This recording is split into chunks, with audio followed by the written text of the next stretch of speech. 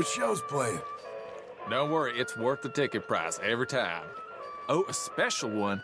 The Legend of Josiah Blackwater. Need a ticket, please. Okay, head on in. Tent to your left.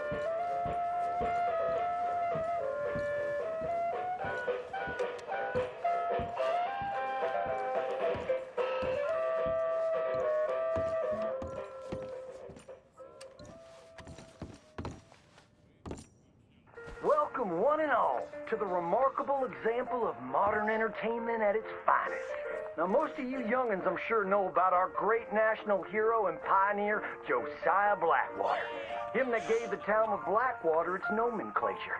You see, only about 100 years ago, weren't nothing here but big old forest, ferocious beasts, surly savages, arid deserts, and unconquered mountains. The West, well, the whole West was untamed. Your mama probably told you bedtime stories about Josiah's many adventures.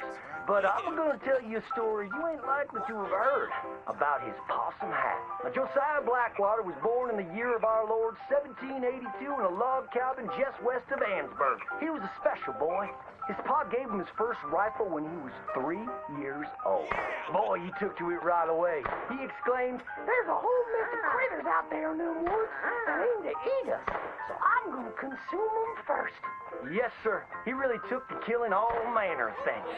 He was such a keen shot. One morning, he was sorting up some winter turnips for the root cellar when a big old bear and her cubs came in the kitchen hunting for food. It had a mind to eat up all the jams and preserves. Josiah grabbed that bear and wrestled her to the ground and squeezed and squeezed and squeezed. He whooped the tar clean out of that big old critter. Then he tied her up and grabbed them cubs and ground them into sausages while the mama bear watched. That's fine eating. His mom and pa knew right then he was cut out to be the finest wild frontiersman that ever drew breath. But first, they wanted him to get some book learning. After only 3 days of attending school, Josiah beat the living daylights out of the cloud bully and announced to his daddy that he was tired of ciphering and mathematics on account it's only good for adding up the number of critters or Indians you can kill. So he ran away from home and headed west. Now, these lands were occupied by savages then, and when Josiah Blackwater came scouting through, he recognized it to be a land of splendor, wasted on those that couldn't appreciate it on account of worshiping false idols. He got rid of all them pesky buffalo, and thereby ensured those infernal Injuns didn't have nothing to eat. Of course, that got them mightily riled up, so he had to slaughter all of them too. Just like his daddy had once done to the Redcoats in 1775. Right about that time, he met an Indian girl he took pity on account of having annihilated her family.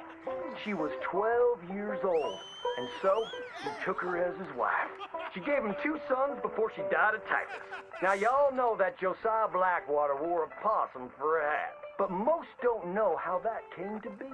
Well, one day, old Josiah was riding a couple of alligators down the Lanahatchee River. Riding, standing up, and shooting eagles right out of the sky when he sees a big old mountain lion about to eat a possum. Josiah grabbed that mountain lion by the tail and wrestled it till it was plumb dead. Well, that possum really took to Josiah.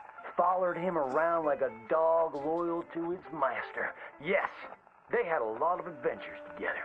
Now, Josiah never cried a day in his life, but he pert near did on the day that possum passed, for they were mighty fine friends. So he skinned it and made it into a hat. Back in them days, a possum skin was as good as money, but he never parted with that hat, not even for $10.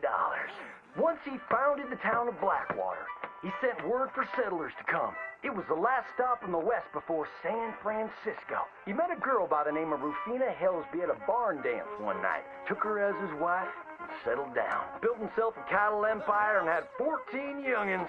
But Josiah Blackwater wasn't the home-loving kind, and he grew mighty restless. One day on the courthouse steps, he announced, "You may all go to hell, and I will go to Saint Denis." And so he did. Enjoyed French pursuits of trumpets and wanton gluttony, which is where he came upon the idea of running for Congress. He wore that possum hat every day as a congressman, as a reminder of where he come from, saying, I may live in barbaric splendor, but I always remember, keep your friends close and your gun closer, because you don't know when you might have to shoot them.